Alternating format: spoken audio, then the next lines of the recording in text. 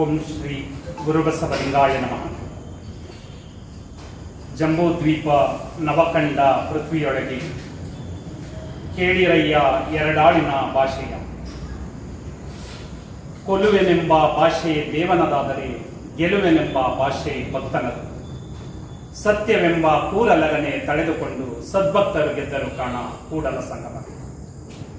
ಕರ್ನಾಟಕದ ಸಾಂಸ್ಕೃತಿಕ ನಾಯಕ ವಿಶ್ವಗುರು ಬಸವಣ್ಣನವರ ವಚನವನ್ನು ಸ್ಮರಿಸಿ ಈ ದಿನ ಸಕ್ಕರೆ ನಾಡು ಮಂಡ್ಯದಲ್ಲಿ ಜಿಲ್ಲಾ ಬಸವ ಕೇಂದ್ರ ಮಂಡ್ಯ ಮತ್ತು ಜಿಲ್ಲಾ ಶರಣ ಸಾಹಿತ್ಯ ಪರಿಷತ್ತು ಮಂಡ್ಯ, ಬಸವ ಸಮಿತಿ ಮತ್ತು ವೀರಶೈವ ಹಾಸ್ಟೆಲ್ ಸಂಯುಕ್ತ ಆಶ್ರಯದಲ್ಲಿ 400ನೇ ಶರಣ ಸಂಗಮ ಹಾಗೂ ಲಿಂಗೈಕ್ಯ ಶರಣ ಬಿಡಿ ಜತ್ತಿಯವರ ಸ್ಮರಣೋತ್ಸವ ಕಾರ್ಯಕ್ರಮವನ್ನು ಈ ಒಂದು ಹಾಸ್ಟೆಲ್ನಲ್ಲಿ ಹಮ್ಮಿಕೊಳ್ಳಲಾಗಿದೆ.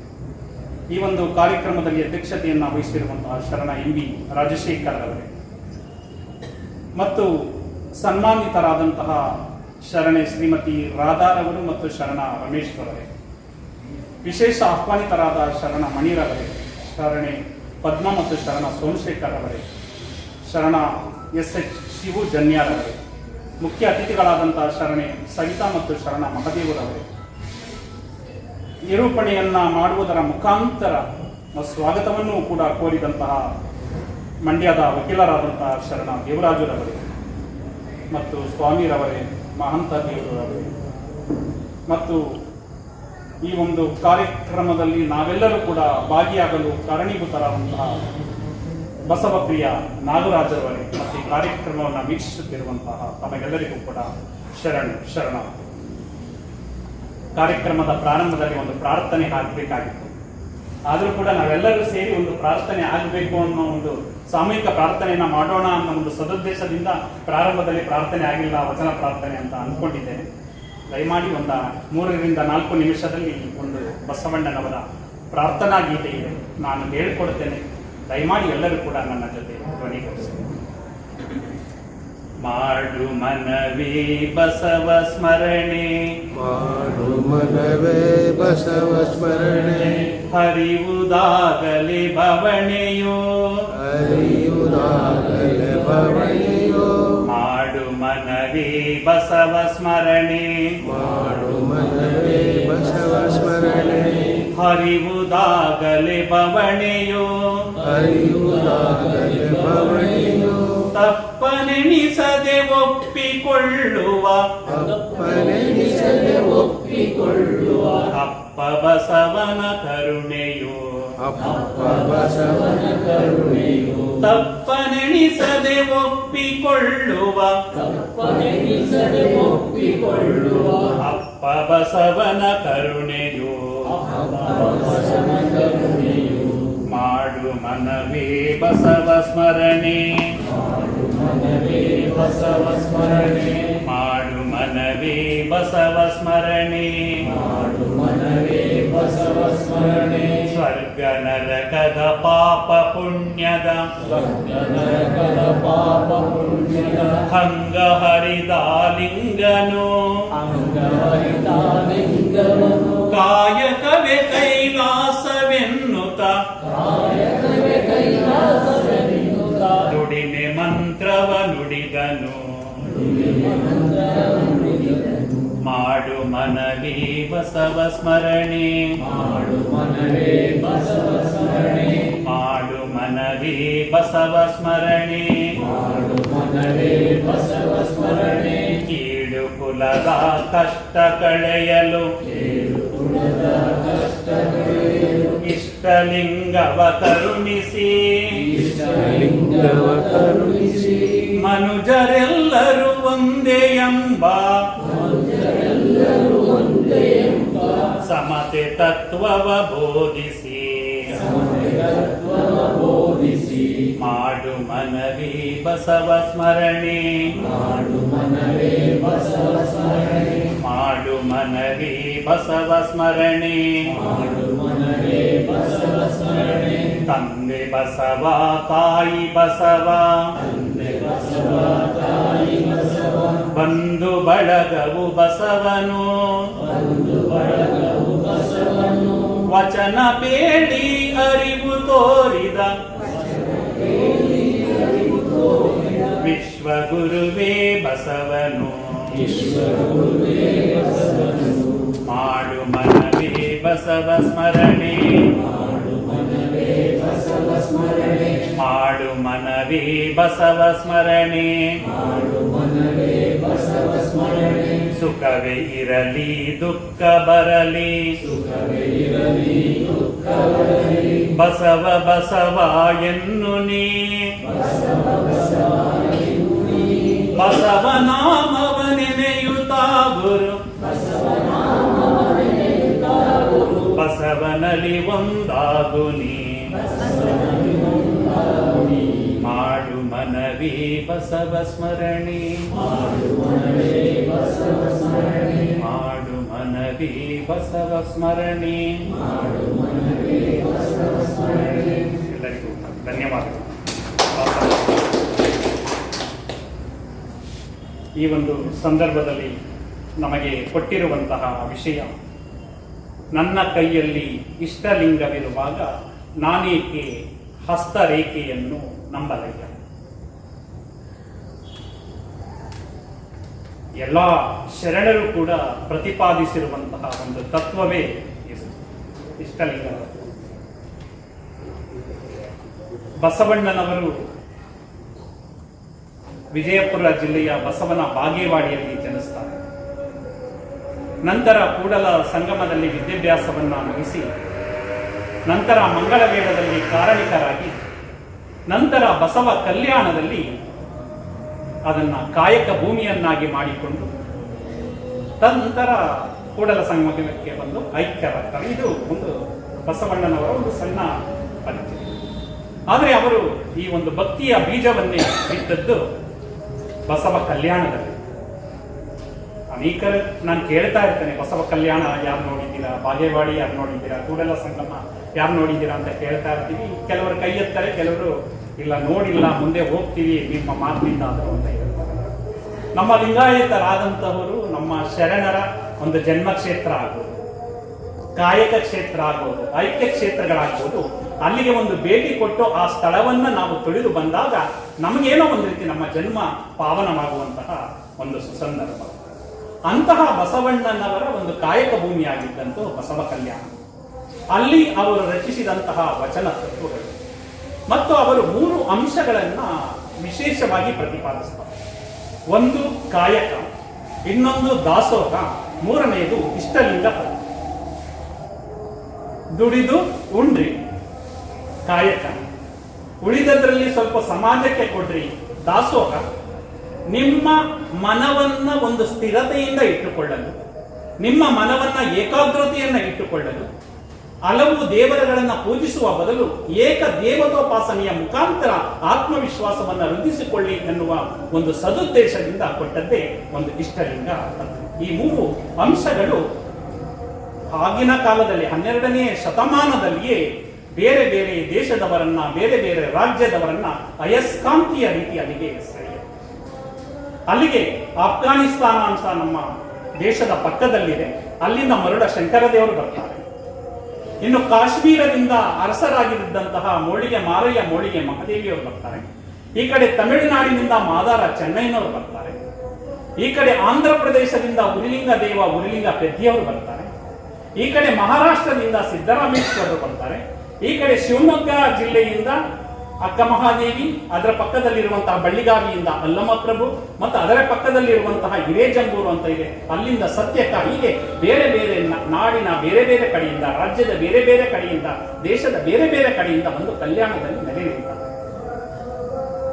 ನಾವೇನಾದ್ರೂ ಒಂದು ಫೋಟೋವನ್ನ ಫೇಸ್ಬುಕ್ ಅಲ್ಲೋ ಅಥವಾ ಇನ್ಸ್ಟಾಗ್ರಾಮ್ ಅಲ್ಲೋ ಅಥವಾ ಟ್ವಿಟರ್ ಅಲ್ಲೋ ಅಪ್ಲೋಡ್ ಮಾಡಿದ್ರೆ ಒಂದು 100 ಜನ ನೋಡಿದ್ರೆ ನಮ್ಮ ಕಾಲರನ್ನ ನಾವೇ ಹೆಮ್ಮೆಯಿಂದ ತಟ್ಕೊಳ್ತೀವಿ. ಅಂದ್ರೆ 100 ಜನ ನೋಡಿದ್ದಾರೆ ಅಂತ. 1,000 ಜನ ನೋಡೋದಂತೂ ನಮ್ಮ ಆನಂದಕ್ಕೆ ಪಾರವೇ ಇಲ್ಲ. 1,000 ಜನ ನೋಡಿದ್ದಾರೆ.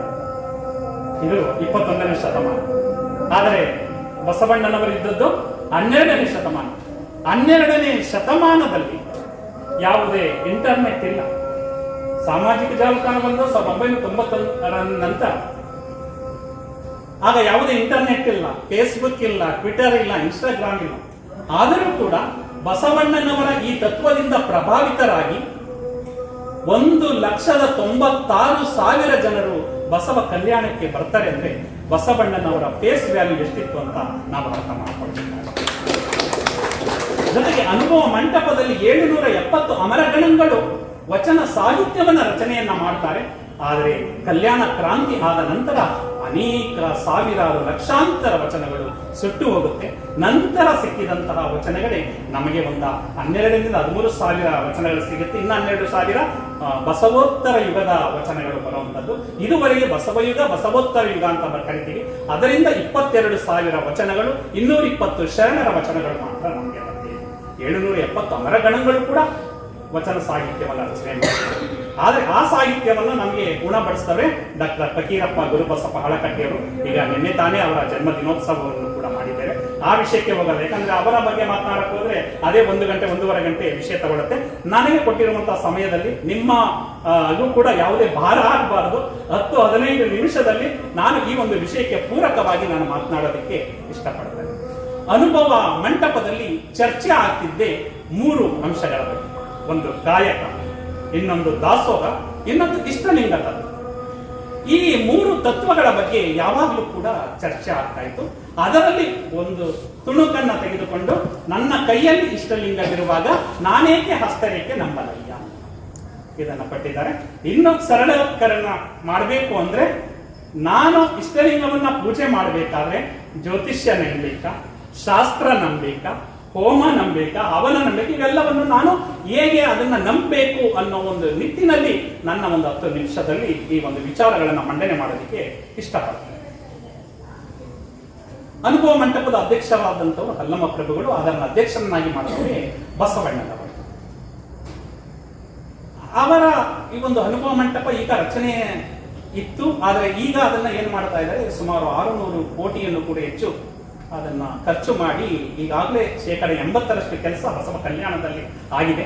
ದಯಮಾಡಿ ಒಂದು ಸಲ ಪ್ರವಾಸವನ್ನ ಇಟ್ಟುಕೊಂಡು ದಂಪತಿಗಳ ಸಮೇತ ಆ ಬಸವ ಕಲ್ಯಾಣ ನೋಡಿ ಬನ್ನಿ. ಅನೇಕ ಗವಿಗಳಿವೆ. ಒಂದೊಂದು ಕಂಬದಲ್ಲೂ ಕೂಡ ಒಬ್ಬೊಬ್ಬರು ಶರಣರು 770 ಅಮರಗಣಗಳ ದ್ಯೋತಕವಾಗಿ 770 ಕಂಬಗಳಾಗಿದೆ. ಎಲ್ಲ ರಚನೆ ಆಗಿ ಗ್ರೂಪ್ ಕೀಪ್ ಎಲ್ಲ ಆಗಿದೆ. 80% ಕೆಲಸ ಆಗಿದೆ. ನನ್ನ 20%. ಇನ್ನೊಂದು ವರ್ಷದಲ್ಲಿ ಅದು ಪರಿಪೂರ್ಣ ಆಗ್ಬೋದು. ಒಂದು ಸಲ ಪ್ರವಾಸಕ್ಕೆ ಹೋದ್ರೆ ಎಲ್ಲ ಬೇರೆ ಬೇರೆ ಕಡೆ ಹೋಗ್ತೀರಾ. ಬಸವ ಕಲ್ಯಾಣ ಮತ್ತೆ ಈ ಬಾಗೇವಾಡಿ ಇವೆಲ್ಲವನ್ನ ಇಟ್ಕೊಂಡು ನಂತರ ಕೂಡಲ ಸಂಗಮ ಇಷ್ಟೆಲ್ಲ ಸ್ಥಳಗಳನ್ನು ನೋಡುವ ನಿಟ್ಟಿನಲ್ಲಿ ಒಂದು 5 ದಿನದ ಪ್ರವಾಸವನ್ನ ಮಾಡಿ ಬಂದ್ರೆ ಅವೆಲ್ಲವನ್ನ ನಾವು ಹೇಳೋದಕ್ಕಿಂತ ಅದನ್ನು ನೋಡೋದೇ ಚಂದ. ಬಸವಣ್ಣನವರು ವಾಸಿಸುತ್ತಿದ್ದಂತಹ ಮನೆಯನ್ನು ಅರಿವಿನ ಮನೆ ಅಂತ ಕರಿತೀವಿ. ಅಲ್ಲಿಗೆ ಜವರೇಗೌಡರು ಹೋದ್ರಂತೆ. ಜವರೇಗೌಡರು ಹೋದ ತಕ್ಷಣ ಆ ಅರಿವಿನ ಮನೆಯ ಮುಂದೆ ಅಂಗಳ ಇದೆ, ದೊಡ್ಡ ಅಂಗಳ. ಆ ದೊಡ್ಡ ಅಂಗಳದಲ್ಲಿ ಇಡೀ ದೇಹವನ್ನೇ ಮಾಡಿ ನಮಸ್ಕಾರ ಮಾಡ್ಬಿಟ್ರಂತೆ. ಇಡೀ ದೇಹವೇ ಬಗ್ಗೆ ನಮಸ್ಕಾರ ಮಾಡ್ತಾ ಇದ್ದಾರಂತೆ. ಇಡೀ ದೇಹ ಎಲ್ಲ ಏನಾಗಿದೆ, ನೆಲಕ್ಕೆ ಸ್ಪರ್ಶ ಆಗ್ತಾ ಇದೆ. ಆ ಪಕ್ಕದಲ್ಲಿದ್ದವ್ರು ಕೇಳಿದಂತೆ, ಏನು ದೇಜೇಗೌಡರು ಈ ರೀತಿ ನಮಸ್ಕಾರ ಮಾಡ್ತಾ ಇದ್ರಲ್ಲ ಅಂದಾಗ, ಇದು ಶರಣರು ತಿರುಗಾಡಿದಂತಹ ಸ್ಥಳ ಕಣಪ್ಪ. ಕಣದಲ್ಲೂ ಕೂಡ ಶರಣರ ಒಂದು ಶಕ್ತಿ ಇದೆ. ಆ ಒಂದು ಕಣವನ್ನ ಸ್ಪರ್ಶಿಸಿದಾಗ ನಾನು ಚೈತನ್ಯಶೀಲನಾಗ್ತೇನೆ ಅನ್ನೋ ಒಂದು ಮಾತನ್ನ ಹೇಳಿದ್ರಂತೆ. ಆದುದರಿಂದ ಅಂತಹ ಶರಣರ ಕಾಯಕ ಭೂಮಿಗೆ ನಾವು ಪ್ರತಿಯೊಬ್ಬರು ಕೂಡ ಹೋಗಿ ಆ ನಮ್ಮ ನಯನ ಮತ್ತು ನಮ್ಮ ಮನಸ್ಸು ಇವೆಲ್ಲವನ್ನು ಪಾವನ ಮಾಡಿಕೊಳ್ಬೇಕು ಅಂತ ಹೇಳ್ತಾ, ಇಲ್ಲಿ ಮುಖ್ಯವಾಗಿ ಈ ಒಂದು ನಮ್ಮ ಲಿಂಗಾಯತ ಸಮೂಹದಲ್ಲಿ ಅನೇಕ ಅಂಶಗಳನ್ನ ಗಮನಿಸ್ತೇವೆ. ಅದರಲ್ಲಿ ಅಷ್ಟಾವರಣಗಳು ಅಂತ ಬರುತ್ತೆ. ಅಷ್ಟಾವರಣಗಳು, ಅನಂತರ ಪಂಚಾಚಾರಗಳು, ನಂತರ ಷಟ್ಸ್ಥಲಗಳು. ಈ ಒಂದು ಲಿಂಗ ನನಗೆ ಕೊಟ್ಟಿರುವಂತಹ ವಿಷಯ ಬರುವಂತದ್ದು ಪಂಚಾಚಾರಗಳಲ್ಲಿ, ಲಿಂಗಾಚಾರದಲ್ಲಿ ಬರುವಂತಹ ವಿಷಯ. ಅಷ್ಟಾವರಣಗಳು ಕೇಳಿದರೆ 8 ಆವರಣಗಳು: ಗುರು, ಲಿಂಗ, ಜಂಗಮ, ವಿಭೂತಿ, ರುದ್ರಾಕ್ಷಿ, ಮಂತ್ರ, ಪಾದೋದಕ, ಪ್ರಸಾದ. ಗುರು, ಲಿಂಗ, ಜಂಗಮ ಪೂಜಾ ಮೂರ್ತಿಗಳು, ಅಂದ್ರೆ ಅದನ್ನ ಪೂಜಿಸ್ತೀವಿ ನಾವು. ಯಾವುದರಿಂದ?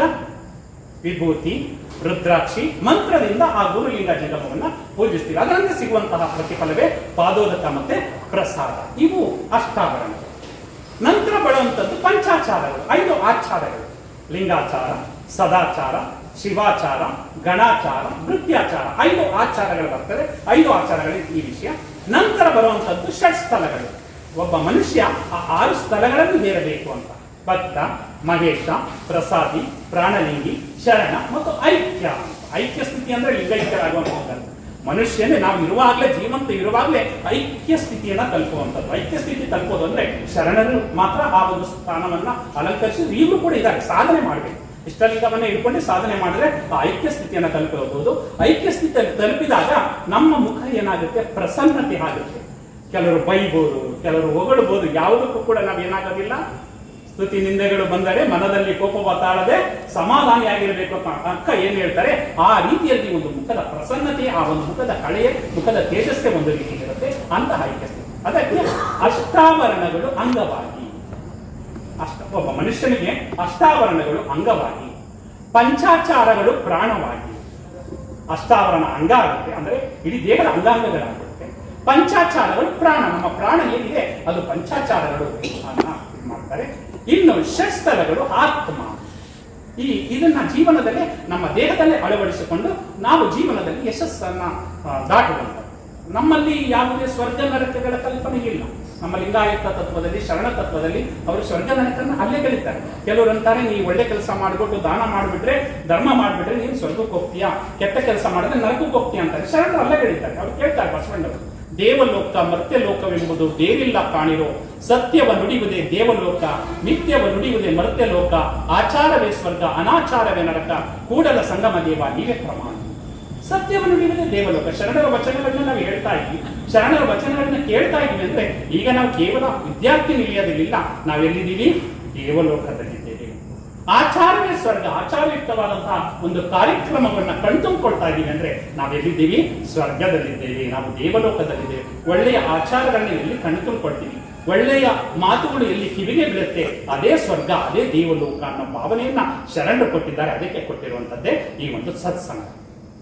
ಇನ್ನು ವಿಷಯಕ್ಕೆ ಬಂದು, ನನ್ನ ಕೈಯಲ್ಲಿ ಇಷ್ಟಲಿಂಗವಿರಲು ನಾನೇಕೆ ಹಸ್ತರೇಖೆ ನಂಬಲಯ್ಯ.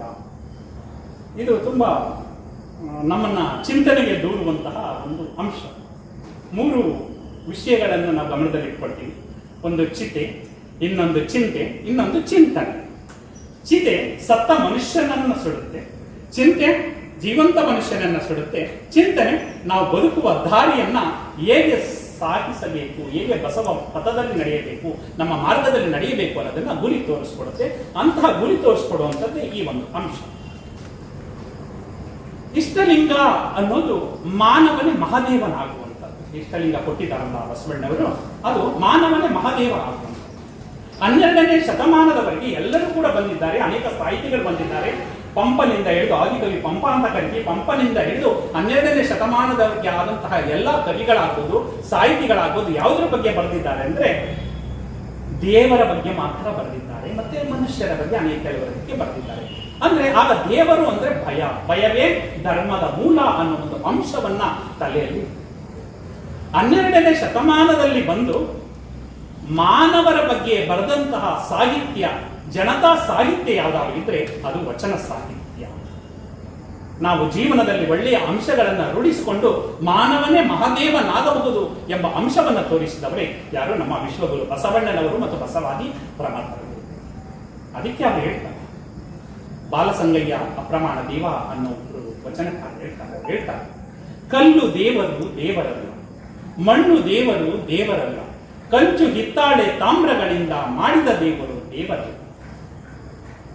ಯಾವುದು ಕಲ್ಲು ದೇವರು ದೇವರು ಅಲ್ಲ ಅಂತಾರೆ, ಮಣ್ಣು ದೇವರು ದೇವರು ಅಂತಾರೆ. ಇನ್ನು ಜನಾರ್ದನ್ ರೆಡ್ಡಿ ಅಂತ ಚಿನ್ನದಲ್ಲೇ ದೇವರನ್ನ ಮಾಡಿ ದೇವಸ್ಥಾನಗಳಿಗೆ ಕೊಡ್ತಾ ಇದ್ದಾರೆ. ಚಿನ್ನದ ದೇವರು ದೇವರು, ಅದ್ರಲ್ಲಿ ಯಾವ ದೇವರು? ಇನ್ನು ಕೆಲವರು ನಾವು ಸ್ಥಳಕ್ಕೆ ಭೇಟಿ ಕೊಟ್ರೆ ಅದಾರು ದೇವರ ಏತು ಬಂದ ರಾಮೇಶ್ವರ, ಗೋಕರ್ಣ, ಕಾಶಿ, ಅಷ್ಟಷಷ್ಠಿ ಪುಣ್ಯಕ್ಷೇತ್ರಗಳಲ್ಲಿಗ ದೇವರು ದೇವರು. ಸೇತು ಬಂದಕ್ಕೆ ಹೋಗಿ, ರಾಮೇಶ್ವರಕ್ಕೆ ಹೋಗಿ, ಗೋಕರ್ಣಕ್ಕೆ ಹೋಗಿ, ಕಾಶಿಗೆ ಹೋಗಿ ಅಲ್ಲಿ ದೇವರನ್ನು ನೋಡ್ಕೊಂಡ್ ಬರ್ತೀವಿ ಅಂದ್ರೆ ಅದು ದೇವರು.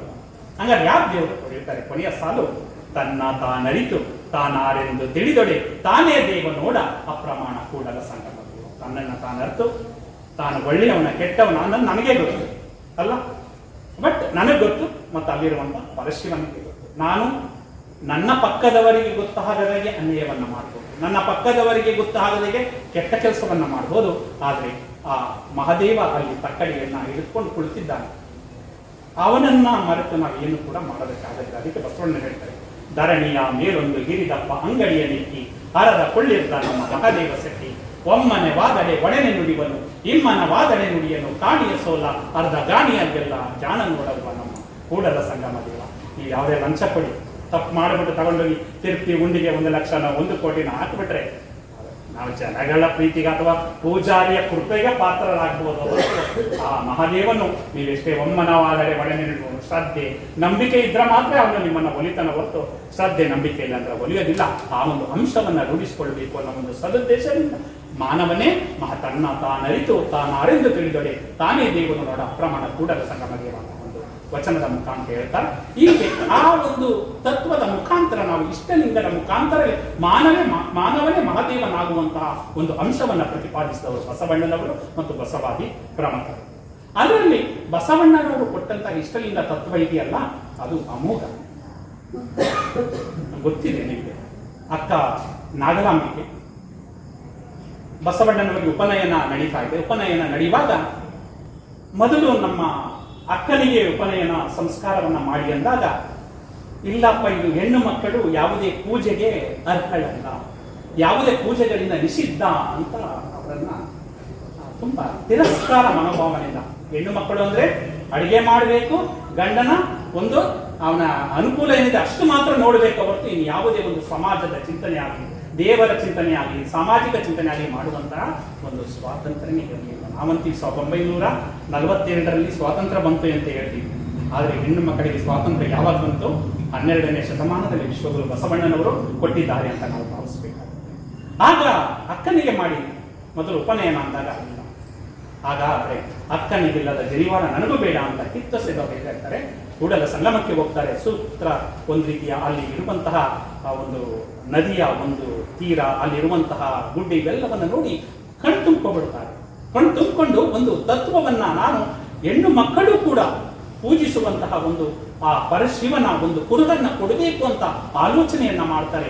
ಆಲೋಚನೆಯನ್ನ ಮಾಡಿ ಕೊನೆಗೆ ಒಂದು ಸ್ಥಳದಲ್ಲಿ ಕುಳಿತುಕೊಂಡು ಏಕಾಂತವಾಗಿ ಆ ಪರಶಿವನನ್ನ ಧ್ಯಾನವನ್ನ ಮಾಡ್ತಾರೆ. ಆ ಧ್ಯಾನದ ಮುಖಾಂತರ ಅವರಿಗೆ ಒಂದು ಇಷ್ಟಲಿಂಗ ತತ್ವ ಬೆಳೆಯುತ್ತೆ. ಇಷ್ಟಲಿಂಗ ತತ್ವ ಬೆಳೆದಾಗ ಅದೇ ಸಂದರ್ಭದಲ್ಲಿ ಬಂದು ಅವರು ಒಂದು ಇಷ್ಟಲಿಂಗದ ಆಕಾರದಲ್ಲಿ ಬೇರೆಯವರಿಂದ ಒಂದು ಅನೇಕ ಅಂಶಗಳಿಗೆ ಅವೆಲ್ಲವನ್ನು ಇಷ್ಟಲಿಂಗ ಮಾಡಬೇಕು ಅಂದ್ರೆ ಏನೇನೆಲ್ಲ ಇದೆ ಅಂತ ಅದರ ಮುಖಾಂತರ ಇಷ್ಟಲಿಂಗವನ್ನ ಮಾಡಿಸಿ ಪ್ರಥಮವಾಗಿ ಅವರೇ ಇಷ್ಟಲಿಂಗವನ್ನ ಧಾರಣೆ ಮಾಡ್ಕೊಳ್ತಾರೆ. ಬೇರೆಯವರು ಧಾರಣೆ ಮಾಡಿದ್ರು ಅದೆಲ್ಲ ಸುಳ್ಳು, ಅವರೇ ಧಾರಣೆ ಮಾಡ್ಕೊಳ್ತಾರೆ. ಅದಕ್ಕೆ ವಚನಗಳು ಕೂಡ ಕೊಟ್ಟಿದೆ. ನಂತರ ಅವರ ಧಾರಣೆ ಮಾಡಿಕೊಂಡ ನಂತರ ಯಾರಿಗೆ ಆ ಇಷ್ಟಲಿಂಗವನ್ನ ಧಾರಣೆ ಮಾಡ್ತಾರೆ, ಇಷ್ಟಲಿಂಗ ದೀಕ್ಷೆಯನ್ನ ಕೊಡ್ತಾರೆ ಅಂದ್ರೆ ಅಕ್ಕ ನಾಗಲಾಂಬಿಕೆ. ಅಂದ್ರೆ ಲಿಂಗಾಯತರಲ್ಲಿ ಪ್ರಥಮ ಹೆಣ್ಣು ಮಗಳು ಯಾರು ಅಂದ್ರೆ ಅಕ್ಕ ನಾಗಲಾಂಬಿಕೆ. ನಾಗಲಾಂಬಿಕೆ ಅನಂತರ ಬಸವಣ್ಣನವರು ಅಕ್ಕ ನಾಗಲಾಂಬಿಕೆಯವರಿಂದ ನಾವೆಲ್ಲ ಲಿಂಗಾಯತರಾಗಿ ಒಂದು ರೂಪುಗೊಳ್ತಾರೆ. ಅಕ್ಕ ನಾಗಲಾಂಬಿಕೆಯವರ ಐಕ್ಯ ಸ್ಥಳ ಕೂಡ ಈಗ ತರೀಕೆರೆ ಅಂತ ಇದೆ, ಗೊತ್ತಿರ್ಬೋದು.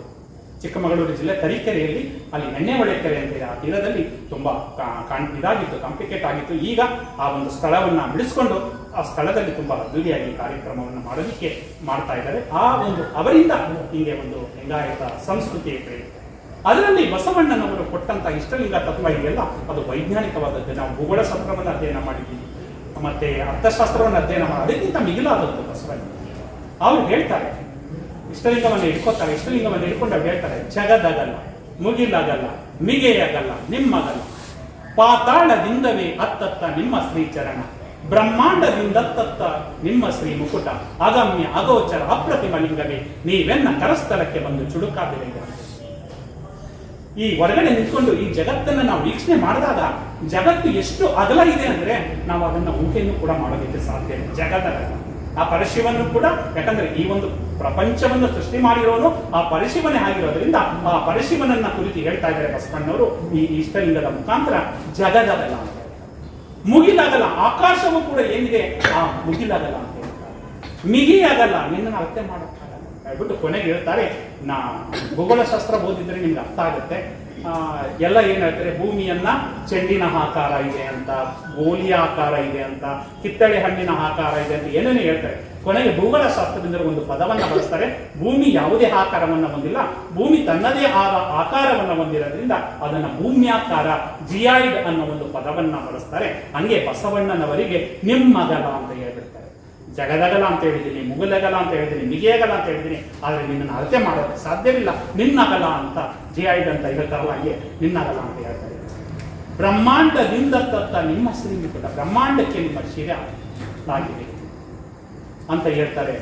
ಎಂತಹ ಈ ಒಂದು ವಚನವನ್ನ ಹೇಳ್ತಾರೆ ಅಂದ್ರೆ ಆ ವಚನಕ್ಕೆ ಎನ್ನ ಕರಸ್ಥಳಕ್ಕೆ ಬಂದು ಚುಳುಕಾದಿರೋದು ಅಂಥವ್ರು ಜಗದಗಲ ಮುಗಿಲಗಲ ಮಿಗಿಯಗಲಾಗಿರುವಂಥವ್ರು, ಪಾತಾಳಕ್ಕೆ ಬೇರು ಬಿಟ್ಟಿರೋಂಥವ್ರು ನೀವು ಬಂದು ಎನ್ನ ಕರಸ್ಥಳಕ್ಕೆ ಬಂದು ಚಿಕ್ಕವರಾಗಬೇಕು ಅಂತ ಹೇಳ್ತಾರೆ. ಈ ಇಷ್ಟಲಿಂಗವನ್ನು ಹಿಡ್ಕೊಂಡ ಮೇಲೆ ನಾವು ಹಸ್ತರೇಖೆ ಅವಶ್ಯಕತೆ ಇದೆ. ಪ್ರತಿದಿನ ಮಂಗಳವಾರ ಕೆಟ್ಟ ಕೆಲಸ, ಒಳ್ಳೆ ಕೆಲಸ, ಒಳ್ಳೆಯ ವಾರ, ಕೆಟ್ಟ ವಾರ ಅದೆಲ್ಲ ಬೇಕಾಗಿಲ್ಲ.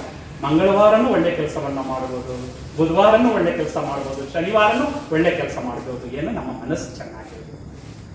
ಹಸ್ತರೇಖೆಯನ್ನು ನಮ್ಮ ಅವಶ್ಯಕತೆ ಇಲ್ಲ. ಅದಕ್ಕೆ ಹೇಳ್ತಾರೆ ಅಂದು ಇಂದು ಮತ್ತೊಂದೇನ ಬೇಡ, ದಿನವಿಂದೇ ಶಿವಶರಣೆಂಬವಂಗೆ ದಿನವಿಂದೇ ಅರಶರಣೆಂಬವಂಗೆ ದಿನವಿಂದೇ ಕೂಡಲ ಸಂಗನ ಶರಣ ಮಾನದ ನೆನವಂಗೆ ಅಂತ. ದಿನವಿಂದೇ ಈಗ ಒಳ್ಳೆಯ ದಿನ ಅನ್ನೋದು ನೀನು ಯಾವಾಗ ಶಿವನನ್ನ ಸ್ಮರಿಸ್ತೀಯೋ ಅದೇ ಒಳ್ಳೆಯ ದಿನ ಆಗುತ್ತೆ. ಶಿವನ ಯಾವಾಗ ನೆನಪಿಯೋ ಅದೇ ಒಳ್ಳೆಯ ದಿನ ಆಗುತ್ತೆ. ಎನಗೆ ನಿಮ್ಮ ನೆನಹಾದಾಗ ಉದಯ, ಎನಗೆ ನಿಮ್ಮ ಮರಹಾದಾಗ ಅಸ್ತಮಾನ, ಎನಗೆ ನಿಮ್ಮ ನೆನಹವೇ ಜೀವನ, ಎನಗೆ ನಿಮ್ಮ ನೆನಹವೇ ಪ್ರಾಣ ಕಾಣ ತಂದೆ ಸ್ವಾಮಿ ಎನ್ನ ಹೃದಯದಲ್ಲಿ ನಿಮ್ಮ ಚರಣ ಗುಂಡಿಗೆ ಅನ್ನೋತ್ತಯ್ಯ, ವದನದಲ್ಲಿ ಷಡಕ್ಷರಿಯ ಬಗೆಯ ಕೂಡಲ ಸಂಗಮ. ನಿಮ್ಮನ್ನು ಯಾವಾಗ ನೆನೀತೀನಿ ಅದೇ ಉದಯ, ಅದೇ ಒಂದು ಒಳ್ಳೆಯ ವಾರ ಅನ್ನೋ ಒಂದು ಅಂಶವನ್ನ ಬಸವಣ್ಣವರು ಹೇಳ್ತಾರೆ. ಆ ಒಂದು ಅಂಶವನ್ನು ಇಟ್ಕೊಂಡು ನಾವು ಈ ಹಸ್ತರೇಖೆಯನ್ನ ನಾವು ನಂಬುವ ಅವಶ್ಯಕತೆ ಇಲ್ಲ ಅನ್ನೋದು ಬಸವಣ್ಣನವರ ಒಂದು ಜೀವನವೇ ನಮಗೆ ಸಾಕ್ಷ್ಯ. ಅದಕ್ಕೆ ನಮ್ಮ ಷಣ್ಮುಖ ಸ್ವಾಮಿಗಳು ಬರ್ತಾರೆ. ಅವರು ಆ ಇಷ್ಟಲಿಂಗವನ್ನು ಇಟ್ಕೊಂಡು ತದೇಕ ಚಿತ್ತಿನಿಂದ ನೋಡ್ತಾ ಇದ್ದಾರೆ. ಇಷ್ಟಲಿಂಗ ಅಂದ್ರೆ ನಾವು ಸಾಮಾನ್ಯವಾಗಿ ಇಷ್ಟಲಿಂಗವನ್ನು ಇಟ್ಬಿಟ್ಟು ಮೇಲೆಲ್ಲ ಹೂವು ಹಾಕ್ಬಿಡ್ತೀವಿ, ಇಷ್ಟಲಿಂಗವೇ ಕಾಣ್ದಂಗೆ ಮಾಡ್ಬಿಡ್ತೀವಿ, ಅದೆಲ್ಲ ಪೂಜೆ. ನಮ್ಗೆ ಇಷ್ಟಲಿಂಗ ಅಂದ್ರೆ ಕೇವಲ ಬೇಕು ಅಂದ್ರೆ ಒಂದು ಪತ್ರವನ್ನು ಒಂದು ಹೂವನ್ನು ಇಟ್ಕೊಳ್ಬಹುದು. ಆದ್ರೆ ಇಡೀ ಇಷ್ಟಲಿಂಗ ನಮ್ಮ ನಯನಕ್ಕೆ ಏನಾಗ್ಬೇಕು, ಕಾಣ್ತಾ ಇರಬೇಕು, ಪೂರ್ಣ ಕಾಣ್ತಾ ಇರಬೇಕು. ಕೆಲವರು ಇಷ್ಟಲಿಂಗ ಇಟ್ಕೊಂಡು ಕಣ್ಣು ಮುಚ್ಚಿಬಿಟ್ಟು ನಮ ಶಿವಾಯ ಅಂತಾರೆ. ನಮ್ಮದು ಕಣ್ಣು ಮುಚ್ಚಿ ಧ್ಯಾನ ಮಾಡುವುದಲ್ಲ, ಕಣ್ಣು ತೆರೆದು ಮಾಡುವಂತಹ ಧ್ಯಾನ ಶಿವಯೋಗ. ಆ ಇಷ್ಟಲಿಂಗವನ್ನು ಇಟ್ಕೊಂಡು ಅನಿಮಿಷ ದೃಷ್ಟಿ ಅಂತಾರೆ. ಅಂದ್ರೆ ಕಣ್ಣು ಪೂರ್ತಿ ತೆರೆದಿರಲಬಾರದು, ಪೂರ್ತಿ ಮುಚ್ಚಿರಲಬಾರದು, ಅರೆಗಣ್ಣಿನಿಂದ ನಾವು ಆ ಇಷ್ಟಲಿಂಗವನ್ನು ನೋಡಬೇಕು. ಅದನ್ನು ಅನಿಮಿಷ ದೃಷ್ಟಿ ಅಂತ ಕೇಳ್ತಾರೆ. ಆ ಅನಿಮಿಷ ದೃಷ್ಟಿಯಿಂದ ಇಟ್ಕೊಂಡು ಅವ್ರು ಹೇಳ್ತಾರೆ, ಯಾರು ನಮ್ಮ ಷಣ್ಮುಖ ಸ್ವಾಮಿಗಳು, ಜಗವನ್ನೊಳಕೊಂಡ ಲಿಂಗವು ಸೊಗಸಿಂದೆನ್ನ ಕರಸ್ಥಳಕ್ಕೆ ಬಂದಿರಲು ಕಂಡು ಹಗರಣವಾಯಿತೆನಗೆ.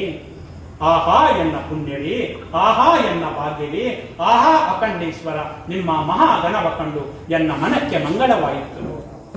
ಎಂತ ನನ್ನ ಪುಣ್ಯ, ನನ್ನ ಭಾಗ್ಯ, ಇದು ನನಗೆ ಬಂದಿರುವಂಥದ್ದು, ಇದನ್ನು ನೋಡಿ ನನ್ನ ಮನಕ್ಕೆ ಮಂಗಳವಾಗಿದೆ ಅಂತ ಹೇಳ್ತಾರೆ. ಆ ಇಷ್ಟಲಿಂಗವನ್ನು ಇಟ್ಕೊಂಡ ಮೇಲೆ ನಮಗೆ ಜ್ಯೋತಿಷ್ಯ ಅವಶ್ಯಕತೆ ಇಲ್ಲ. ನಾವೆಲ್ಲ ಮದುವೆಗಳು, ನಾನು ಸುಮಾರು 100ಕ್ಕೂ ಹೆಚ್ಚು ವಚನ ಮಾಂಗಲ್ಯಗಳನ್ನು ಮಾಡಿಸ್ತೇವೆ. ನಾನು ಮನೆಯವರು ವಚನವನ್ನ ಹೇಳಿ ಅರಿತು ಮಾಡುವಂಥದ್ದು. ಸಂಸ್ಕೃತದಲ್ಲೂ ಕೂಡ ಮದುವೆಗಳು ಮಾಡ್ತಾರೆ. ಆದ್ರೆ ಏನ್ ಶ್ಲೋಕ ಹೇಳ್ತಾರೆ ಅನ್ನೋದು ನಮಗೂ ಕೂಡ ಅರ್ಥ ಆಗಿಲ್ಲ, ಅರ್ಥನೂ ಕೂಡ ಆಗೋದಿಲ್ಲ. ಅಂತಹ ಸಂದರ್ಭದಲ್ಲಿ ಸುಮಾರು ಇಂಥ ಟೈಮಲ್ಲೇ ಇರಬೇಕು, ಬ್ರಾಹ್ಮಿ ಮುಹೂರ್ತದಲ್ಲೇ ಇರಬೇಕು ಅಂದ್ಬಿಟ್ಟು 6 ಗಂಟೆ ಒಳಗಡೆ ತಾಳಿ ಕಟ್ಸಿರೋದನ್ನ ನೋಡಿದೀವಿ. ಅಂತಹ ಎಷ್ಟೋ ಫ್ಯಾಮಿಲಿಗಳು ಡಿವೋರ್ಸ್ ಆಗಿರುವಂಥದ್ದನ್ನು ನಾವು ಕಂಡಿದ್ದೀವಿ. ಅದಕ್ಕೆ ಬಸವಣ್ಣವರು ಹೇಳ್ತಾರೆ, ಇಷ್ಟಲಿಂಗದ ಪೂಜೆಯ ಮೇಲೆ, ಇಷ್ಟಲಿಂಗವು ಆತ್ಮವಿಶ್ವಾಸವನ್ನು ವೃದ್ಧಿಸುವಂತದ್ದು ಇರಬೇಕಾದ್ರೆ ನೀನೇಕೆ ಜ್ಯೋತಿಷ್ಯ ಹೋಗ್ತೀಯ? ಅದಕ್ಕೆ ಅವ್ರು ಹೇಳ್ತಾರೆ, ಎಮ್ಮವರು ಬೆಸಗೊಂಡರೆ ಶುಭ ಲಗ್ನವೆಂದಿರಯ್ಯ, ರಾಶಿ ಕೂಟ ಋಣ ಸಂಬಂಧವುಂಟೆಂದು ಹೇಳಿರಯ್ಯ, ಚಂದ್ರಬಲ ತಾರಾಬಲ ಉಂಟೆಂದು ಹೇಳಿರಯ್ಯ, ನಾಡಿನ ದಿನಕ್ಕೆ ಇಂದಿನ ದಿನ ದೇಸಂದು ಹೇಳಿರಯ್ಯ, ಕೂಡಲ ಸಂಗಮ ದೇವನ ಪೂಜಿಸಿದ ಫಲ ನಿಮ್ಮ. ಎಂತಹ ಅದ್ಭುತವಾದಂದ್ರೆ ಅಲ್ಲಿ ಮನಗಳ ಬೆಸುಗೆ ಆಗ್ಬೇಕು ಹೊರತು ಇಲ್ಲಿ ನಕ್ಷತ್ರ ಬೆಸುಗೆ ಆಗ್ಬೇಕು, ಮತ್ತೆ ಇನ್ನೇನು ಜಾತಕ ಬೆಸುಗೆ ಆಗ್ಬೇಕು ಅನ್ನೋದಲ್ಲ. ಇಲಿ ಹಾವು ಅಂತನೋ ಅಥವಾ ಇನ್ನೇನ ಮಾಡಿಬಿಟ್ಟು ನಂತರ ಚಂದ್ರ ಇದ್ರೆ ಪುಟ್ಟ ಚಂದ್ರ ಅಂತನೋ, ಸೌಮ್ಯ ಅಂತ ಇದ್ರೆ ಪುಟ್ಟ ಸೌಮ್ಯ ಅಂತನೋ ಚೇಂಜ್ ಮಾಡಿಬಿಟ್ರೆ ನಮ್ಮ ಮನಸ್ಥಿತಿಗಳು ಬದಲಾಗ್ಬಿಡುತ್ತಾ? ಖಂಡಿತ ಆಗೋದಿಲ್ಲ. ಅಲ್ಲಿ ಬೆಸುಗೆಗಳಾಗಬೇಕಾಗಿರೋದು ಮನಗಳ ಬೆಸುಗೆ ಆಗಬೇಕು. ಅದಕ್ಕೆ ಅಲ್ಲಮ ಪ್ರಭುಗಳು ಹೇಳ್ತಾರೆ, ಉಭಯ ದೃಷ್ಟಿ ಏಕದೃಷ್ಟಿಯಲ್ಲಿ ಕಾಬಂತೆ ದಂಪತಿ ಏಕಭಾವವಾಗಿ ನಿಂದಲ್ಲಿ ಉಗೇಶ್ವರ ಲಿಂಗಕ್ಕೆ ಅರ್ಪಿತವಾಯಿತು ಸಂಗನ ಬಸವಣ್ಣ ಅಂತ ಹೇಳ್ತಾರೆ. 2 ಕಣ್ಣುಗಳಿದೆ ನಮಗೆ. 2 ಕಣ್ಣುಗಳಲ್ಲಿ ಒಂದು ವಸ್ತುವನ್ನು ನೋಡಬೇಕಾದ್ರೆ 2 ಕಣ್ಣಿಂದ ಒಂದು ವಸ್ತುವನ್ನು ನೋಡಿದಾಗ ಮಾತ್ರ ನಾವು ಅದನ್ನು ಪತ್ತೆ ಮಾಡೋಕ್ಕೆ ಸಾಧ್ಯ. ಒಂದು ಕಣ್ಣು ಒಂದನ್ನ, ಇನ್ನೊಂದು ಕಣ್ಣು ಇನ್ನೊಂದನ್ನ ನೋಡಿದಾಗ ಯಾವುದೇ ವಸ್ತುವನ್ನು ನೋಡಲಿಕ್ಕೆ ಸಾಧ್ಯ ಇಲ್ಲ. ಉಭಯ ದೃಷ್ಟಿ ಏಕದೃಷ್ಟಿಯಲ್ಲಿ ಕಾಬಂತೆ ದಂಪತಿ ಏಕಭಾವವಾಗಿ ನಿಂತಲ್ಲಿ, ದಂಪತಿಗಳು ಇಬ್ಬರಾದ್ರೂ ಕೂಡ ಅವರ ಭಾವ ಏನಾಗಿರಬೇಕು, ಒಂದೇ ಆಗಿರಬೇಕು. ಹಾಗೆ ಗುಗೇಶ್ವರ ಲಿಂಗಕ್ಕೆ ಅರ್ಪಿತವಾಯಿತು ಸಂಗನ ಬಸವಣ್ಣ ಅಂತ ಹೇಳ್ತಾರೆ. ಇಂತಹ ಅಂಶಗಳ ಮುಖಾಂತರ ನಾವು ಹಸ್ತರೇಖೆಯ ಮೇಲೆ ನಂಬಿಕೆ ಇರೋ ಅವಶ್ಯಕತೆ ಇಲ್ಲ. ನಾವು ಇಡಬೇಕಾಗಿರೋದು ಇಷ್ಟಲಿಂಗವನ್ನು ನಾವು ಪೂಜೆ ಮಾಡಿ ಅಲ್ವಾ? ಈಡು ಕುಲದ ಕಷ್ಟ ಕಳೆಯಲು ಇಷ್ಟಲಿಂಗವನ್ನು ಬಸವಣ್ಣರು ಹೇಳ್ತಾರೆ. ಇಷ್ಟಲಿಂಗವಿದೆ, ಆ ಇಷ್ಟಲಿಂಗವನ್ನು ಇಟ್ಕೊಂಡು ಶಿವಯೋಗ ಎಷ್ಟು ಸಮಯ ಬೇಕಾದರೂ ಮಾಡಬಹುದು. ಅದನ್ನ ಮಾಡಿದಾಗ ಅದು ಹೇಳ್ತಾರೆ, ಪಾದೋದಕ ಅಂತ ಹೇಳ್ತಾರೆ. ಇಲ್ಲಿ ಒಂದು ರೀತಿ ಅಮೃತ ಒಸರುತ್ತೆ ಅಂತ, ಈ ಗಂಟಲಿನಲ್ಲಿ ಅಮೃತ ಒಸರುತ್ತೆ ಅಂದ್ರೆ ಆ ರೀತಿ ನಾವು ಸಾಧನೆಯನ್ನ ಮಾಡಬೇಕಾಗುತ್ತೆ. ಇಷ್ಟಲಿಂಗವನ್ನ ನೋಡ್ತಾ ನೋಡ್ತಾ ಶಿವನೇ ತಾನೇ ಶಿವನು ಆ ಆಡುವಂತಹ ಉಸಿರು ಕೂಡ ಶಿವಮಯವಾಗಿ ರೂಪುಗೊಳ್ಳುತ್ತೆ. ಆ ರೂಪುಗೊಳ್ಳಬೇಕಾದ್ರೆ ಅದಕ್ಕೆ ಸಾಧನೆಯನ್ನ ಮಾಡಬೇಕು. ಆ ಸಾಧನೆ ಮಾಡಬೇಕು ಅಂದ್ರೆ ಇಷ್ಟಲಿಂಗವನ್ನ ಇಟ್ಕೊಳ್ಳೋಣ. ನಿಮ್ಗೆ ಆ ದೋಷ ಇದೆ, ಈ ದೋಷ ಇದೆ, ಅದನ್ನು ಕಲಿತೀನಿ ಇದನ್ನು ಕಲಿತೀನಿ ಅಂತಾರೆ. ಆದ್ರೆ ಅವ್ರ ದೋಷನೇ ಅವ್ರಿಗೆ ಗೊತ್ತಾಗೋದಿಲ್ಲ. ಗೊತ್ತಿರ್ಬೋದು, ವಾಸ್ತು ಪುರುಷರು, ವಾಸ್ತು ಜ್ಯೋತಿಷಿಗಳು ಅಂದವ್ರೆ ಒಂದೊಂದು ಮನೆಯ ವಾಸ್ತು ಮಾಡೋದಕ್ಕೆ 1.5 ಲಕ್ಷ 2 ಲಕ್ಷ ತಗೊಂಡು ಕೊನೆಗೆ ಹುಬ್ಬಳ್ಳಿಯಲ್ಲಿ ಅವರಿಗೆ ಚುಚ್ಚಿದಂತಹ ಚೂರಿಯ ಒಡೆತಗಳು ಎಷ್ಟಿತ್ತು ಅಂದ್ರೆ 60ರಿಂದ 65 ಸಾವಿರ ಅವರಿಗೆ ಚುಚ್ಚಿ ಕೊಂದ್ರು. ಅಲ್ಲ, ಅವ್ರಿಗೆ ವಾಸ್ತು ಗೊತ್ತಿರ್ಲಿಲ್ವಾ? ನನಗೆ ಬಂದು ಹಿಂಗೆ ಚುಚ್ತಾರೆ, ಈ ಮನೆಯಲ್ಲಿ ಕೊಲೆ ಆಗುತ್ತೆ, ಇದು ವಾಸ್ತು ಸರಿ ಇಲ್ಲ ಅಂತ ಅವ್ರಿಗೆ ಗೊತ್ತಿರ್ಲಿಲ್ವಾ? ಅಂದ್ರೆ ಅದಕ್ಕೇನಾಗಬೇಕು ಅಂದ್ರೆ ನಾವು ಸ್ಟ್ರಾಂಗ್ ಆಗಬೇಕು. ಅದಕ್ಕೆ ಹೇಳ್ತಾರಲ್ಲ, ಅದೇ ಸೋಮಯ್ಯ ಅಂತ, ನಮ್ಗೆ ಯಾವುದೇ ದೇವರ ಅಂತೆ ಆವ ಕಾಯಕವಾದ ಸ್ವಕಾಯಕವ ಮಾಡಿ, ಅಂದ್ರೆ ಯಾವ ಕೆಲಸ ಆಗಲಿ ಪ್ರಾಮಾಣಿಕತೆಯಿಂದ ಮಾಡಿ, ಒಕ್ಕುದ ಆರೈಸಿ ಮಿಕ್ಕುದ ಕೈಕೊಂಡು, ವ್ಯಾಧಿ ಬಂದಡೆ ನರಳು, ಬೇನೆ ಬಂದಡೆ ಒರಳು, ಜೀವ ಹೋದರೆ ಸಾಯಿ, ಇದಕ್ಕ ದೇವರ ಅಂಗೈಕೆ ಅಂತ ಎಷ್ಟು ಹೇಳ್ತಾರೆ ಅಂದ್ರೆ, ಆ ದೇವರ ಅಂಗೆ ಬೇಕಾಗಿಲ್ಲ ನನಗೆ. ಯಾವ ಕಾಯಕ ಆಗಲಿ ಸ್ವಕಾಯಕ ಮಾಡು, ಪ್ರಾಮಾಣಿಕತೆಯಿಂದ ಮಾಡು. ವ್ಯಾಧಿ ಬಂದರೆ, ಏನಾದ್ರೂ ನಿನಗೆ ರೋಗ ಬಂತ, ಆ ರೋಗ ಬಂತು ಅಂತ ನೀನು ಅವನನ್ನ ಶಪಿಸ್ಬೇಡ, ಯಾರ ದೇವರನ್ನ ಶಪಿಸ್ಬೇಡ, ನೀನು ಅದನ್ನ ತಂದುಕೊಡಿ. ಬೇರೆ ಬಂದರೆ, ಕಷ್ಟ ಬಂದ್ರೆ ಅದರಿಂದ ನೀನು ಏನ್ ಮಾಡಬೇಡ, ವಿಲವಿಲ ಅಂತ ಒದ್ದಾಡಬೇಡ. ಜೀವ ಹೋಗ್ತಾ ಇದೆ ಅಂದ್ಬಿಟ್ಟು ಆ ದೇವರು ಮಾಡ್ತಾ ಇದ್ದಾನೆ ಅಂತ ಹೇಳ್ಬೇಡ. ಜೀವ ಹೋದ್ರೂ ಕೂಡ ಶರಣರು ಮರಣವೇ ಮಹಾನವಮಿ ಅಂತ ಸ್ವೀಕರಿಸುವಂತಹ ಮನೋಭಾವದಲ್ಲಿ ಇದ್ದರು. ಆ ಒಂದು ವ್ಯಾಧಿ ಬಂದಡೆ ನರಳು, ಬೇನೆ ಬಂದಡೆ ಹೊರಡು, ಜೀವ ಹೋದರ ಸಾಹಿತ್ಯಕ್ಕೆ ದೇವರ ಅಂಗೈಕೆ ಅಂತ ಹೇಳುವಂತಹ ಈ ಒಂದು ಸೋಮಯ್ಯನವರ ವಚನವನ್ನ ನಾವು ಜೀವನದಲ್ಲಿ ಅಳವಡಿಸಿಕೊಂಡು ಅದೇ ರೀತಿ ನಡೆದಾಗ ನಾವು ಯಾವುದೇ ನಕ್ಷತ್ರವನ್ನ ನಂಬಬೇಕಾಗಿಲ್ಲ, ಯಾವುದೇ ಜ್ಯೋತಿಷ್ಯವನ್ನ ನಂಬಬೇಕಾಗಿಲ್ಲ. ಆ ಒಂದು ಜ್ಯೋತಿಷ್ಯದ ಮುಖಾಂತರ ಅನೇಕ ಮನೆಗಳು ಹಾಳಾಗಿದೆಯೇ ಹೊರತು ಅದರಿಂದ ಉದ್ಧಾರ ಆಗುತ್ತೆ. ಏನು ಅಂದ್ರೆ ನೀವು ಮಾಡುವಂತಹ ಒಳ್ಳೆಯ ಮನಸ್ಸು, ಒಳ್ಳೆಯ ಕಾಯಕದಿಂದ ನಿಮ್ಮ ಮನೆಗಳು ಶಾಂತಿಯಿಂದ ಸಮೃದ್ಧಿಯಿಂದ ಇದೆಯೇ ಹೊರತು ನಾವು ಜ್ಯೋತಿಷ್ಯವನ್ನ ನಂಬಿ, ಶಾಸ್ತ್ರವನ್ನ ನಂಬಿ ನಾವು ಒಂದು ಒಳ್ಳೆಯ ಹಂತಕ್ಕೆ ತಲುಪಿದ್ದೀವಿ ಅಂತ ಹೇಳೋದಕ್ಕೆ ಇಷ್ಟಪಡೋದಿಲ್ಲ. ಯಾಕಂದ್ರೆ ಶರಣರು 12ನೇ ಶತಮಾನದಲ್ಲಿ ಹೇಳಿಕೊಟ್ಟಂತಹ ಆ ವಚನ ಇಂದಿಗೂ ಕೂಡ ನಮಗೆ ಮನೆ ಮಾತಾಗಿದೆ, ಇಂದಿಗೂ ಕೂಡ ವೇದವಾಕ್ಯವಾಗಿದೆ. ಯಾಕಂದ್ರೆ ಅವ್ರು ಹೇಳ್ತಾರೆ, ಹಾಲ ತೊರೆಗೆ ಬೆಲ್ಲದ ಕೆಸರು, ಸಕ್ಕರೆಯ ಮಣಲು ತವರಾಜದ ನೊರೆತೆರೆಯಂತೆ ಆದ್ಯರ ವಚನವಿರಲು, ಬೇರೆ ಬಾವಿಯ ತೋಡಿ ಉಪ್ಪು ನೀರುಂಬುವನ ವಿಧಿಯಂತೆ ಆಯಿತ್ಯ ನಮಗೆ ಕೂಡಲ ಸಂಗಮ ದೇವ ಅಂತ ಹೇಳ್ತಾರೆ. ಆದ್ಯರ ವಚನಗಳು ಆ ಒಂದು ಸಿಹಿಯ ನೀರಿತಿ ಇರಬೇಕಾದ್ರೆ ನಾವು ಬೇರೆ ಬಾವಿ ತೋಡ್ಬಿಟ್ಟು ಅಲ್ಲಿ ಉಪ್ಪು ನೀರನ್ನ ಕುಡಿತಾ ಇದೀವಲ್ಲ ಅಂತ ಹೇಳ್ತಾರೆ. ಶರಣರ ವಚನಗಳು ನಮ್ಮ ಮನದ ಮಲಿನವನ್ನ, ಅದಕ್ಕೆ ಯಾಕಂದ್ರೆ ಈ ವಚನಗಳಿಗೆ ಅದಕ್ಕೆ ಚನ್ನಬಸವ ಹೇಳ್ತಾರೆ, ಮಂಡ್ಯ ಮಾಸಿದರೆ ಮಹಾಮಜ್ಜನವ ಮಾಡಿ, ವಸ್ತ್ರ ಮಾಸಿದರೆ ಮಡಿವಾಡರಿಗಿಪ್ಪುವುದು, ಮನದ ಮೈಲಿಗೆಯ ತೊಳೆಯಬೇಕಾದರೆ ಕೂಡಲ ಚೆನ್ನ ಸಂಗನ ಶರಣರ ಅನುಭವ ಮಾಡುವುದು ಅಂತ ಹೇಳ್ತಾರೆ. ಮನಸ್ಸಲ್ಲಿ ಮೈಲಿಗೆ ಆಗುತ್ತೆ. ಆ ಮೈಲಿಗೆ ಆದಾಗ ಇಂತಹ ಒಂದು ಅನುಭವದ ಮುಖಾಂತರ ಕೆಲವು ವಚನಗಳನ್ನು ನಾವು ಅಧ್ಯಯನ ಮಾಡಿ, ದಿನಕ್ಕೊಂದು ವಚನವನ್ನು ಅಧ್ಯಯನ ಮಾಡಿದ್ರೆ ನಮ್ಮ ಮನದ ಮೈಲಿಗೆ ದೂರವಾಗಿ ನಾವು ಸಚ್ಚಿಂತನೆಯಲ್ಲಿ ದೂಡೋದಿಕ್ಕೆ, ಸಚ್ಚಿಂತನೆಯಲ್ಲಿ ಸಾಗೋದಿಕ್ಕೆ ಅನುಕೂಲ ಆಗುತ್ತೆ ಅಂತ ಹೇಳ್ತಾ, ಇಷ್ಟಲಿಂಗದ ಬಗ್ಗೆ ಇನ್ನೂ ಅನೇಕ ವಿಚಾರಗಳಿದೆ. ಯಾಕಂದ್ರೆ ಸಮಯ, ನಾವು ಕೂಡ ಮೈಸೂರಿಗೆ ಹೋಗಬೇಕು, ನೀವು ಕೂಡ ಮನೆಗೆ ತೆರಳಬೇಕಾಗಿರೋದ್ರಿಂದ ನಾನು ಕೆಲವು ಮಾತುಗಳಲ್ಲಿ ಯಾವುದೇ ಅದೃಷ್ಟದ ಮೇಲೆ ನಂಬಿಕೆ ಇಲ್ಲ, ನೀವು ಮಾಡುವಂತಹ ಸ್ವಸಾಮರ್ಥ್ಯದ ಕಾಯಕದ ಮೇಲೆ ನಂಬಿಕೆ ಇಟ್ಟಾಗ ಮಾತ್ರ ನೀವು ಸುಸೂತ್ರವಾಗಿ ಜೀವನದಲ್ಲಿ ಯಶಸ್ವಿಯನ್ನು ಸಾಧಿಸಬಹುದು ಅಂತ ಹೇಳ್ತಾ, ಹೊರಡುವೆ ಮುಂದೆ ಬರುವುದು ವಿಶ್ವವು ನನ್ನಯ ಹಿಂದೆ, ಅವರಿವರೆಂಬೆನೆ ಎಲ್ಲರೂ ಒಂದೇ, ಎಲ್ಲರಿಗಿರುವನು ಒಬ್ಬನೇ ತಂದೆ, ಬರುವೆನು ಭುವಿಯನ್ನು ಬೆಳಗಿ ಬಸವನ ಬೆಳಗ್ಗೆ ಎಲ್ಲಾಡಿ ಬಂದೆ, ಭಾರತವೆಲ್ಲ ಸುತ್ತಾಡಿ ಬಂದೆ ಎಂಬ ಸಿದ್ದಯ್ಯ ಪುರಾಣಿಕರವರ ಈ ಒಂದು ಕವಿತೆ ವಾಣಿಯೊಂದಿಗೆ ನನ್ನ ನುಡಿಗೆ ವಿರಾಮವನ್ನು ಹೇಳಿ, ಬಸವನ ಬೆಳಕು ನಿಮ್ಮ ಮನವನ್ನ, ನಿಮ್ಮ ಮನೆಯನ್ನ ಬೆಳಗಿ ನೀವೆಲ್ಲರೂ ಕೂಡ ಸತ್ಪಥದ ದಾರಿಯಲ್ಲಿ ಸಾಗಲು ಅವಕಾಶ ಮಾಡಿಕೊಡ್ಲಿ ಅಂತ ಹೇಳ್ತಾ, ನನ್ನನ್ನು ಕೂಡ ಮೈಸೂರಿನಿಂದ ಇಲ್ಲಿಗೆ ಕರೆಸಿ 1-2 ನುಡಿಗಳನ್ನು ಆಡುವ ಅವಕಾಶ ಮಾಡಿಕೊಟ್ಟಂತಹ ಬಸವಪ್ರಿಯ ನಾಗರಾಜರವರಿಗೆ, ಆಸಕ್ತಿಯಿಂದ ಕಡಿಮೆ ಜನರಾದರೂ ಕೂಡ ಪ್ರೀತಿಯಿಂದ ಯಮದಾನದಿಂದ ಅಸನ್ಮುಖದಿಂದ ಆಲಿಸಿದಂತಹ ತಮಗೆಲ್ಲರಿಗೂ ಕೂಡ ಭಕ್ತಿಪರಕ ಶರಣಾರ್ಥಿಗಳನ್ನು ಸಮರ್ಪಿಸಿ ನನ್ನ 1-2 ನುಡಿಗೆ ವಿರಾಮವನ್ನು ಹೇಳ್ತಾ ಇದ್ದೇನೆ. ಜೈ ಬಸವ.